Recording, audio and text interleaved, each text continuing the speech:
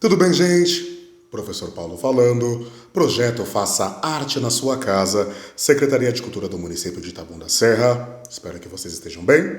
Lembrando que esses vídeos têm a finalidade, deixa eu ajustar a câmera aqui rapidinho. Esses vídeos têm a finalidade de levar até você, nossos alunos e outros tantos alunos, um pouco dos conteúdos que nós trabalhamos nas nossas oficinas de teatro, tá certo? E a finalidade maior é o quê? É fazer com que esse vídeo estimule em você, plante aí em você a semente da pesquisa, né? A semente do pesquisador. Então, nós estamos fazendo um estudo aprofundado sobre a história do teatro, entendendo um pouco desse contexto e de forma interdisciplinar, fazendo uma fusão entre conteúdos de teatro, de história, de literatura, tá certo?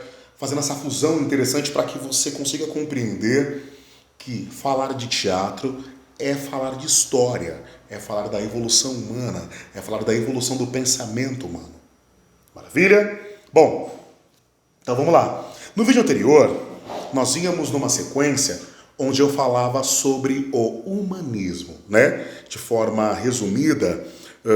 É engraçado porque assim, eu estou aqui com um texto, né, que fala sobre... no vídeo de hoje eu vou falar sobre o Renascimento. Mas é engraçado porque assim, no texto do Renascimento você ainda volta, você fala sobre o humanismo, porque você precisa fazer a passagem. Qual que é a passagem de um movimento para o outro? Como que as pessoas mudam o seu comportamento, a sua postura ou a sua visão de mundo a ponto de, num período, a sociedade tem uma espécie de comportamento, passa esse período, a sociedade adota um outro tipo de comportamento. Sim? Bom, então vamos lá. Renascimento. Para falar do Renascimento, nós precisamos contextualizar. E contextualizar o Renascimento é falar dos movimentos que desencadearam no Renascimento. Ou seja, o Renascimento não surgiu sozinho. O Renascimento é a consequência de outros movimentos, né? Então vamos lá. A passagem do ano 1000. Por que o ano 1000? Porque lembra, quando chega na idade de Cristo, nós temos lá o marco zero. Então Cristo nasceu. 500 anos depois, nós temos lá a proclamação, por assim dizer, né? Não vamos colocar proclamação, mas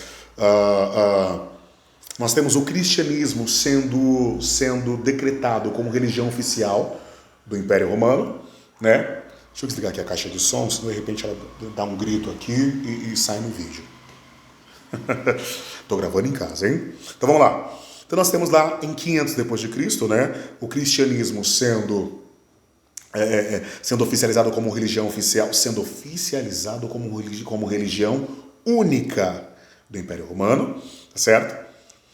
Dá-se aí o início do papel da igreja dentro de uma conjunção política, social e governamental, né?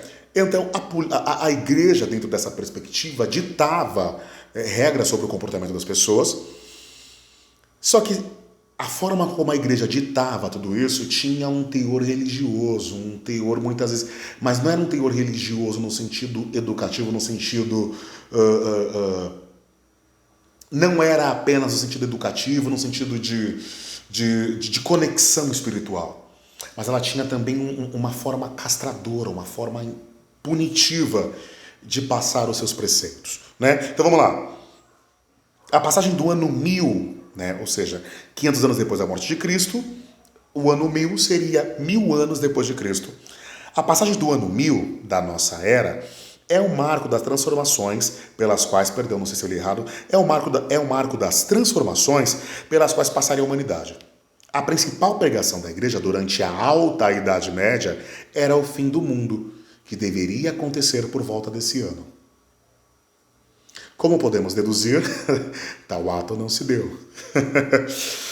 E a igreja, para manter seu poder, teve que se tornar ainda mais tolerante ao longo dos séculos seguintes. Por quê? Porque haviam ali, né, a profecia de milagres ou de acontecimentos que não se concretizaram. Então, isso despertava na sociedade questionamentos. Opa, pera lá. O padre falou que ia rolar isso não rolou. A igreja falou que ia rolar isso não rolou. Lembrando que a igreja tinha um papel político. A igreja ditava regras, a igreja ditava quem viveria e quem morreria, né? Então, peraí, se meu líder diz que vai acontecer uma coisa na data X e não acontece, eu começo a olhar para esse líder assim. E aí esse líder, para continuar liderando, ele precisa muitas vezes ceder, porque as profecias não estavam se concretizando, então ele precisava reviver, inclusive, aquilo que ele professava como verdade, né? Vamos lá.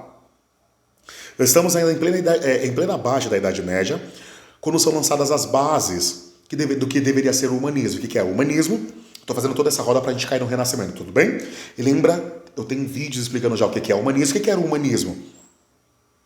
O humanismo, em sua filosofia, enfatizava a individualidade do ser humano, né? Em oposição à fé religiosa, que evocava Deus como o princípio e o fim de todas as coisas, né? Para os humanistas, o homem era o centro do universo, né? O humanismo, a princípio, propôs o resgate das literaturas, da literatura e da filosofia greco-romana. Os valores coerentes com os... Só que assim, vamos lá, o humanismo ele não execrava o cristianismo. Ele falava, não, a forma como vocês estão pregando não é legal. Então a gente vai buscar, lá nos textos clássicos gregos e romanos, elementos para trazer para nós termos uma reinterpretação daquilo que a igreja propõe como verdade, né? Então o humanismo vai trazer o homem para o centro, porque tinha os preceitos filosóficos dos gregos.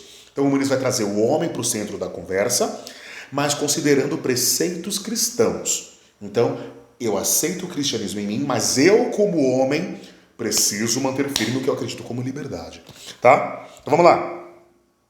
Através do pensamento humanista, a arte começou a se livrar do domínio eclesiástico, acompanhando as mudanças sociais e políticas. Uma nova mentalidade baseada nos princípios estéticos da antiguidade greco-romana foi substituindo as fontes espirituais e cavalheirescas da Idade Média. Sim, vamos lá. Olha, é muito bacana a gente pensar também no comportamento das pessoas. É legal que esse texto aqui fala muito disso, assim. E de quem que é esse texto? É uma apostila que eu tenho lá do Senac, onde eu me formei. Bom, também sobre a influência greco-romana, reaparecem os protestos da arte, os protetores da arte, né? Chamados de mecenas, nome de um benfeitor dos artistas da antiguidade. Os mecenas eram ricas famílias italianas, banqueiros, comerciantes, bispos e papas, que com seu elevado poder aquisitivo estimulavam o trabalho intelectual e artístico.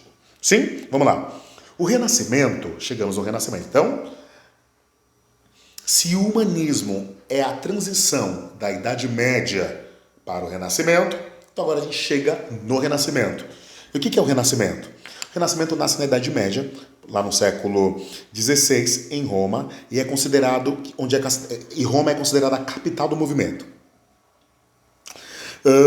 É aí que é muito importante a gente falar do Renascimento, porque é assim, quando a gente fala de todos os movimentos artísticos, isso não pega só o teatro.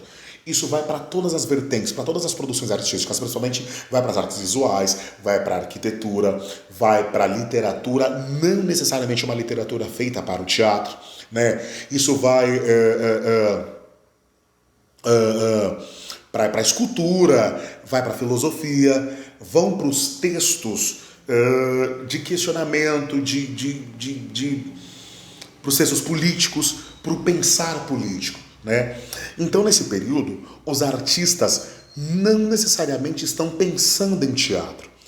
É importante a gente ter isso muito claro. Assim, embora nós tenhamos aqui grandes autores que emergiram dessa época, eles não necessariamente estavam pensando em fazer espetáculos teatrais. Eram artistas, eram cronistas, eram artistas que escreviam textos, mas não textos pensados em teatro, tá certo? Vamos encontrar? Sim. Mas eles não eram, vamos pensar assim, eles eram cronistas e artistas literários de segmentos diversos, e dentro desses segmentos diversos tinham ali textos teatrais. Sim? Opa, fiquei rouco, né? Sim? Vamos lá. Então, o Renascimento nasce em Roma. Roma é o epicentro do Renascimento. E o texto ele vai citar aqui, ó, Nicolai Maquiavel, autor de A Mandrágora, uma sátira mordaz da sociedade renascentista de Florença. Será o principal, Nicolai Maquiavel será o principal escritor e filósofo da Renascença com seu livro O Príncipe, tratado de ciência política e também de absolutismo. Como historiador, escreveu História Florentina, onde exclui as interpretações teológicas, ou seja, exclui o olhar da igreja do aspecto social, né? E tenta descobrir as leis que governam a vida de um povo. Sua filosofia, baseada no princípio de os fins justificam os meios, é alvo de controvérsia até os dias de hoje. Certo? Eu estou fazendo essa roda sobre o Renascimento para a gente desaguar depois no teatro renascentista. Tudo bem? Então vamos lá. O primeiro vulto da pintura, aí aqui o texto vai pincelar sobre os artistas do Renascimento. Quase não se fala de autores dramaturgos dessa época, assim, né? Então vai falar bastante sobre artistas, sobre pintores, mas ele vai chegar em autores, que a gente vai cair lá, porque assim, o humanismo não é assim, termina o humanismo, começa o Renascimento. Não.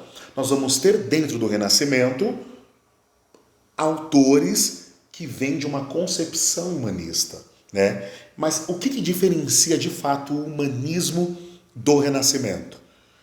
O humanismo vai encontrar ali no cristianismo o homem como centro da sua decisão, centro da sua própria vida, das suas decisões. E o Renascimento, professor, o que é o Renascimento? O Renascimento é um mergulho profundo nas obras clássicas greco-romanas, né?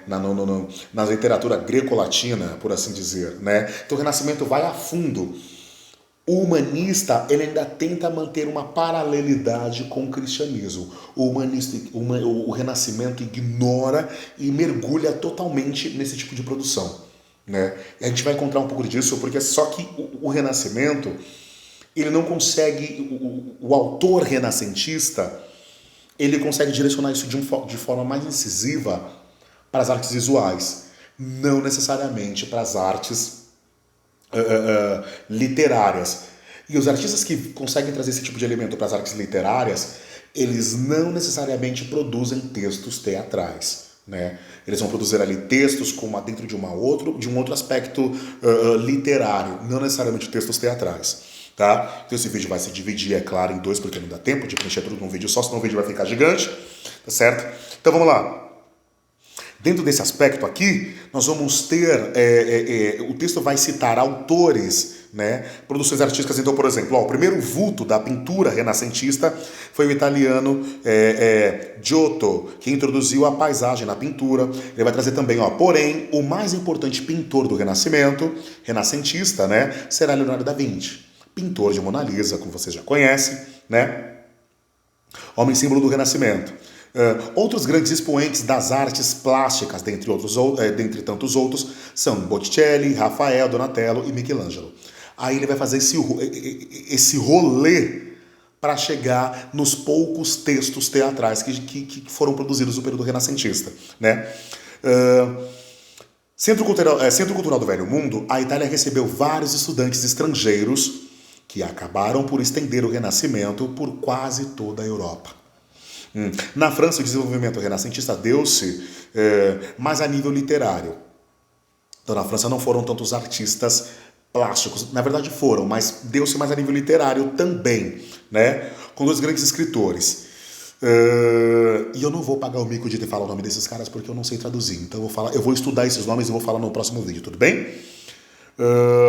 O destaque na Espanha será El Greco, na pintura. Na Alemanha também a pintura e a gravura merecem destaque. Na Holanda também, dois gênios também, Herado de Roterdã, na literatura, autor de O Elogio da Loucura, e Rembrandt, na pintura, mestre do claro e escuro. Pois bem, aí ele faz aqui, ele já nos dá uma deixa, né? Pois bem, onde entra o teatro nisso tudo? Onde entra o teatro nesse apogeu renascentista, onde os artistas estavam todos bebendo na fonte dos gregos e romanos clássicos, né? A gente fala isso lá do período antes de Cristo, de 500 antes de Cristo. Onde entra o teatro em tudo isso, nesse período aí, praticamente 1500, 1600 anos depois de Cristo? É o tema para o nosso próximo vídeo, no Renascimento, parte 2. Maravilha? Projeto Faça Arte na Sua Casa, Secretaria de Cultura do Município de Taboão da Serra, Professor Paulo. Valeu!